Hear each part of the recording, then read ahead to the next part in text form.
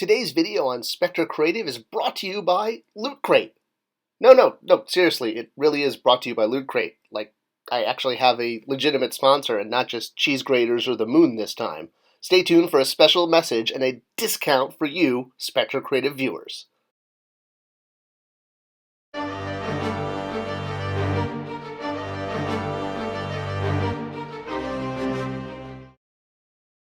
Welcome back to the Spector Creative channel. I'm your host, Scott Toy Guru Neitlich.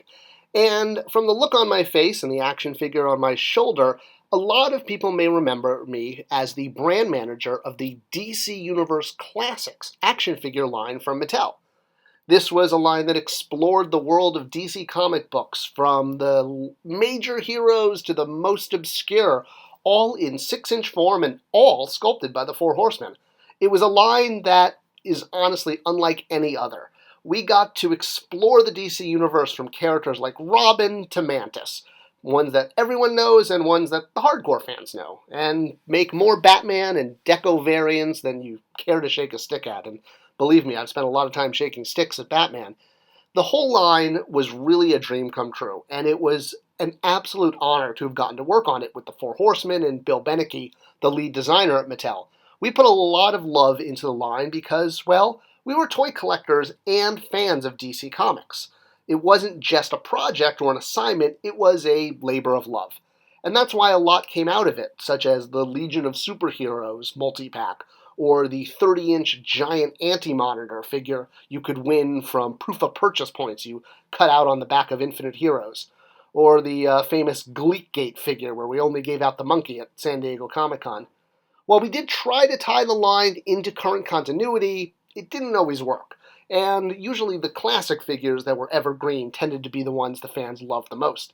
It's a big reason why we looked at Superpowers, the 1985 Kenner line, as our roadmap, recreating every single figure that was in the original 80s line in our new DC Universe Classics line, even figures that were prototypes or concept figures to make it into the line.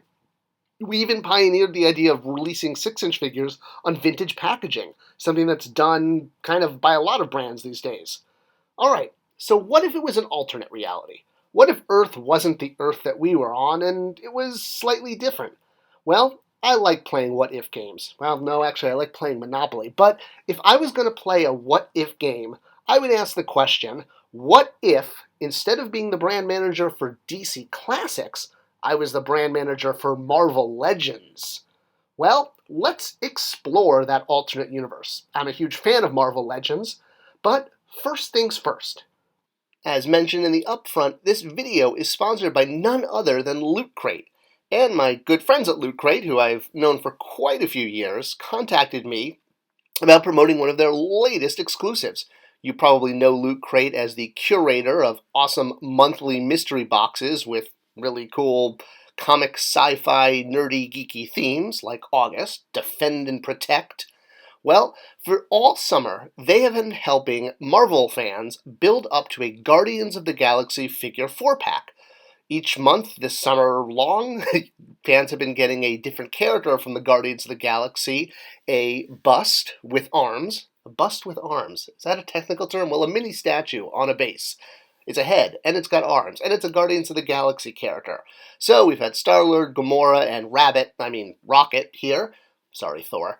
And, well, the last one in the series is Groot himself. So Groot is going to be shipping, and if you want to complete your set and not only get Groot, but get all of the figures from the set so you could put them together and make an awesome desk monument to Guardians of the Galaxy, you can now do that because Loot Crate is offering all of them together, and if you use code SPECTOR15 at checkout using the link in the description, you'll get 15% off your whole order, which is like shipping plus more. And believe me, they have not spared the deco. It's a really awesome and well-painted set. So if you love Guardians of the Galaxy, head over to the description and pick up their latest crate, pick up all the Guardian figures you missed, and use this code and you'll get 15% off. Alright, now back to our regularly scheduled programming. Well, I'm a big fan of Marvel Legends. This is my personal Marvel Legends collection, or at least part of it. And I like collecting X-Men characters, Spider-Man, Fantastic Four, and now I know that if I was in charge of it, I couldn't just do whatever I wanted. Almost. There are a few provisos, a couple of quid pro quos. Obviously, I have a personal dream list of what I would do if, I just had the Infinity Gauntlet and could do anything. And while there are obviously thoughts that come out of my brain, I can't just run with it. I can't just do whatever I want with any IP. So anytime you're dealing with a brand that's owned by someone, you have to deal with the headquarters and you have to deal with the IP owners. So in this case, I'm not going to approach this as like I could just do anything I want, but know that it's within the context of approvals. All right, so back to my time on DC, and I definitely get a lot for putting tons of Green Lantern characters in the line. So obviously the first thing I'm going to do if I'm running the Marvel Universe is put all of the Marvel characters into their Green Lantern outfits. I mean, that would look really cool, right? Okay, yeah, no, the reason I had a lot of Green Lanterns was because there was a Green Lantern movie. All right, but the first thing I really would do is some of my favorite characters. So characters like 1992 Darkhawk, or Spot, who's one of Spider-Man's more colorless villains, or classic Adam Warlock. Well, not full classic, but early 90s. Actually, I kind of like the later 90s one, too. If you do Adam Warlock, you also have to do Pip the Troll, who's never had a Marvel Legends figure, and well, I guess maybe 90s Drax the Destroyer would be... Okay, well, I would do the whole Infinity Watch. Just put it there. You got Gamora and Drax. You got characters that, people know. And come on, who doesn't want Moondragon? I mean, come on. So, yeah, I would definitely do some of my favorite characters. And while we're talking about cosmic characters, let's talk a little bit about some of the cosmic beings of the Marvel Universe. These have always been one of my favorite parts. I really like the idea that there are these great, powerful characters like Galactus out there, and Galactus tends to be one of the only characters that actually gets made as a toy. Not the first Galactus, we had a Toy Biz one for the Fantastic Four line, but we had this great Build-A-Figure, but he wasn't quite as big as some of the HasLab figures we've gotten. It would take a really big Galactus. Oh yeah, that's right, they just announced the HasLab Galactus, who's bigger than the Sentinel. Okay, well that's awesome, because I've always wanted a Galactus that could hold Silver Surfer in his hand. This was my first issue of Silver Surfer, and I love that image. But hear me out here. While Galactus has been done, and he's now been done as a super giant HasLab figure, what if he was a regular-sized figure? I know, you're like, well, no, we're getting our giant Galactus, that's good enough. But again, go with me. It's great to have, Galactus back there, but look at the way that most of us collect Marvel Legends, right? We usually display them in teams. Avengers, X-Men, Spider-Man characters. It's usually kind of like a shelf rule, right? Where one shelf has one type of team. So what if you had a shelf of the cosmic beings?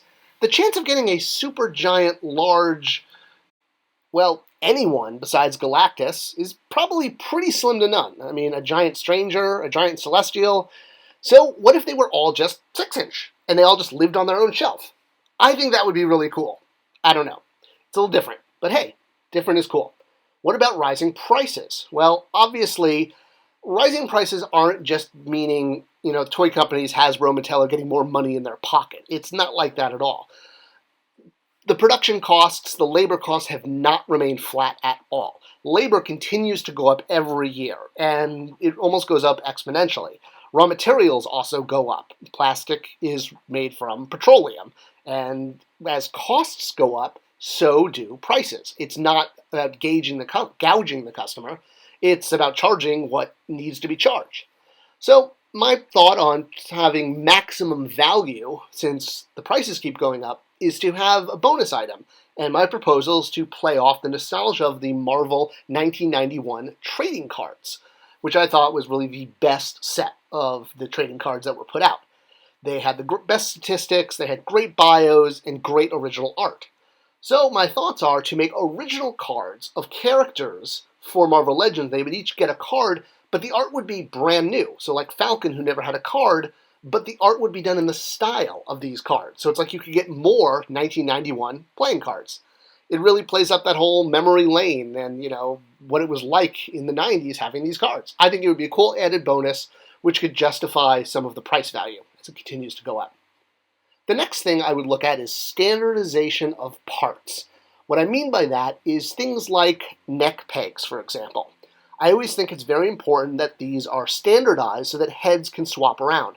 It's something that we did with Masters of the Universe Classics from day one to ensure that you could take two different characters and swap their head easily. There was one peg for males and one peg for females. Masters of the Universe Origins, which I did not work on, but I love this feature, is they actually come apart at all sorts of places. So what if Marvel Legends could do that? And you could swap around parts at ease. I mean, Hasbro's already done this with their mix and match figure line they had about 5-10 years ago for kids. And already you can see with Motu Origins, this is really easy to do. And I think it's a cool thing that we could do for Marvel Legends, letting you customize your Wolverine or your Spider-Man, pulling different hands and different arm poses. And I just think it would open it up to more display possibilities. So that would be a great way to refresh the line and create new Universal books. All right, another thing is the main characters tend to be very expensive on the secondary market. Spider-Man, $80 for the Retro Spider-Man. There's a lot of things to collect out there, and the only way you're really going to get new collectors is by bringing them on the ground floor. So nobody wants to start their DC collection with Son of Saturn, right? So that's why we made sure characters like Batman were out there all the time. And it wasn't just because Batman sold well, but we wanted deliberately to have main characters in an all-star wave so that the major characters were there for new collectors to come in. The issue with this is the MOQ, because if you have major characters, you have to produce them at the MOQ. And the way we did this with DC was, well, we struck a bargain. We made an offer. We worked with the vendor, and we found a way to produce them all at once and store them so that we could then insert A-list characters into master cartons throughout the whole year. So every master carton had your major characters. So you could get, Superman and Batman, Wonder Woman, Flash, etc., etc. I think you could do the same thing for the Marvel Universe so that major characters like Iron Man, Spider-Man, Vision, Black Panther could always be available. All right, that's what I would do with the Marvel Universe. What would you do if you were in charge of Marvel Legends? Thanks for watching this video. I hope it was enjoyable. I always like to see kind of what-ifs in the toy industry. I enjoyed my time on DC, and I always do wonder what would happen if I flipped on the other side and ran Marvel. Leave comments below and let me know what you do. Thanks for watching.